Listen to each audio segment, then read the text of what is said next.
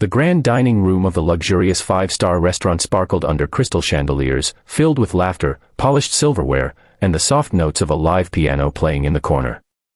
Elegant men in tailored suits and women in shimmering gowns carried themselves with ease, every movement carefully measured to display wealth and refinement. But in the midst of this glittering display of sophistication, one woman sat quietly at a corner table, her presence commanding attention even in her silence. She was dressed in a simple, dark kimono-style dress that spoke more of dignity than of fashion. Silver hair, neatly pinned, framed a face lined not just by age but by years of experience and wisdom. Her hands trembled slightly as they rested on the tablecloth, clutching a small pendant at her chest. She was a millionaire, everyone in the room knew it. Whispers had already spread among the guests the moment she entered. "That's the Japanese businesswoman who built an empire in Tokyo," some murmured. "She's here in New York on investment matters," others speculated. Yet despite the awe her presence evoked, there was something strikingly different about her tonight. She wasn't surrounded by assistants or translators.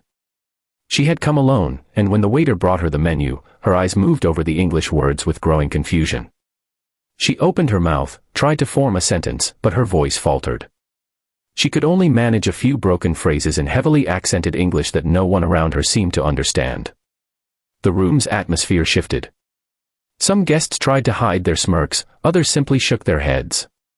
Even the staff at the restaurant struggled, exchanging awkward glances as they failed to comprehend her requests. What had started as admiration soon turned into an uncomfortable spectacle. She, a woman of immense wealth and power, was suddenly vulnerable, trapped in a world where her voice could not reach anyone. And in her eyes, beneath the veil of composure, there was a glimmer of loneliness that no amount of riches could erase. If you believe in kindness, second chances, and the small acts of humanity that can change someone's world, please take a moment to like this video, share it, and subscribe to American Folk Tales. Your support helps us bring more powerful true-to-life stories that touch the heart. As the evening continued, tension at her table grew. The servers tried their best, pointing at items on the menu, speaking louder as though volume could overcome the barrier, but it only left the woman more distressed.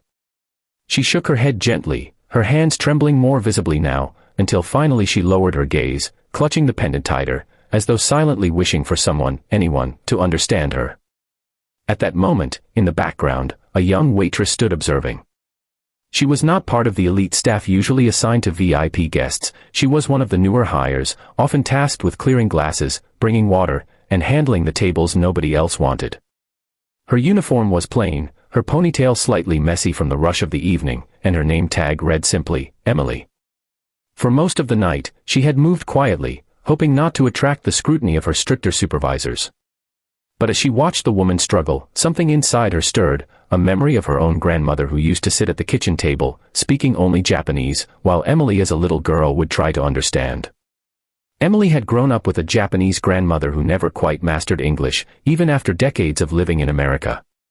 Many nights, she remembered sitting by her side, practicing the language her classmates never understood, translating her grandmother's words when others grew impatient. She had always thought of it as a quiet part of her identity, a skill she carried almost in secret, rarely finding a chance to use.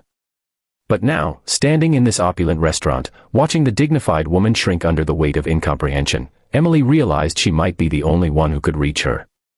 She hesitated for a moment, glancing at her manager who was already whispering with another waiter in frustration. It wasn't her table. She wasn't supposed to intervene.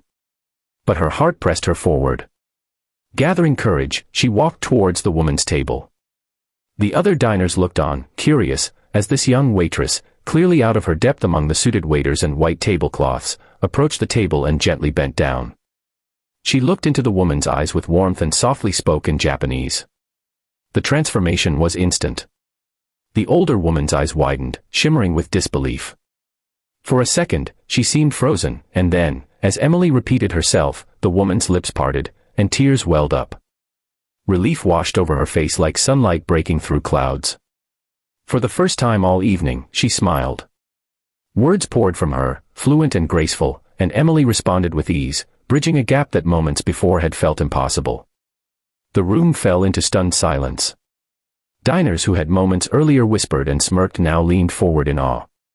The millionaire Japanese woman, once isolated and misunderstood, was suddenly laughing softly, her voice rich with gratitude as she spoke to Emily. The waitress listened patiently, translating her meal preferences to the chef, ensuring her comfort with gentle attention.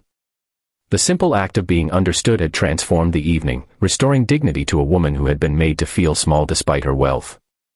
As the night went on, Emily stayed by her side whenever needed, helping her through the meal, making sure she felt cared for. The other guests couldn't take their eyes off the scene, the powerful lesson unfolding before them. In a world obsessed with status, wealth, and appearances, it was not the expensive suits or polished accents that brought comfort, but the quiet compassion of a young waitress who remembered the language of her grandmother. The millionaire woman was no stranger to being admired for her fortune. People bowed to her success, praised her empire, and courted her investments. But tonight was different. Tonight, she was reminded of something far more precious, the simple gift of human connection. She reached for Emily's hand before leaving, holding it with a strength that belied her age. Tears slipped down her cheeks as she whispered words that only Emily understood, words of gratitude that transcended language. When the woman finally left, escorted by her driver, the restaurant buzzed with hushed conversations. Some guests were humbled, others inspired. Even Emily's strict manager, who had frowned at her earlier, seemed to soften, realizing that what she had done was more valuable than any perfectly folded napkin or polished glass. But the story didn't end at that dinner table. A few weeks later, Emily received a letter at the restaurant. Inside was a handwritten note in Japanese, along with an invitation. The millionaire woman had requested her presence at a cultural foundation event in the city. She wanted Emily to be there, not as a server, but as an honored guest. And attached to the invitation was a scholarship offer. The woman had learned that Emily was studying languages at community college and struggling to afford tuition. The letter explained that she wanted to sponsor Emily's education, to support the voice that had once reached out to her when no one else did. Emily cried when she read the letter.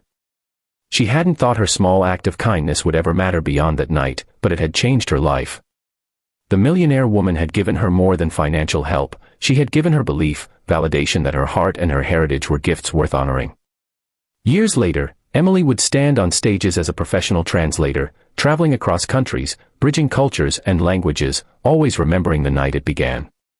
She often recalled the tears in the Japanese woman's eyes, the silence that fell over a room full of wealthy strangers, and the powerful truth that unfolded: dignity and kindness are more valuable than riches, and sometimes, the smallest voice can carry the greatest impact. If this story touched your heart, please don't forget to like, share, and subscribe to American Folk Tales.